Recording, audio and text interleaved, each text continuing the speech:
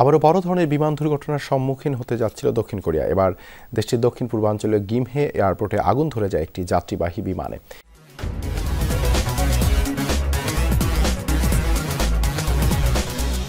তবে সৌভাগ্যবশত বিমানটির ১৭৬ আরোহীর সবাইকেই উদ্ধার করা হয়েছে। মঙ্গলবার স্থানীয় সময় রাত 10:30টার দিকে এই ঘটনা হয়। জানা যায়, বুসান থেকে হংকংয়ের উদ্দেশ্যে যাত্রা করার কথা ছিল এয়ার বুসানের ফ্লাইটটির। উড্ডয়নের ঠিক আগ মুহূর্তে আগুন লাগে এয়ারবাস A321 মডেলের উড়োজাহাজটিতে। বিমানের পেছনের অংশ থেকে সূত্রপাত হয় আগুনের বলে জানিয়েছে স্থানীয় গণমাধ্যমগুলো। হাসপাতালে নেওয়া হয়েছে আহতদের, তবে এখনও জানা যায়নি আগুন লাগার কারণ। গেল ডিসেম্বরেই স্মরণকালের সবচেয়ে ভয়াবহ বিমান দুর্ঘটনার সম্মুখীন হয় নিরাপদ এভিয়েশনের জন্য খ্যাত দক্ষিণ কোরিয়া। মর্মান্তিক ওই দুর্ঘটনায় প্রাণ হারান 179 জন।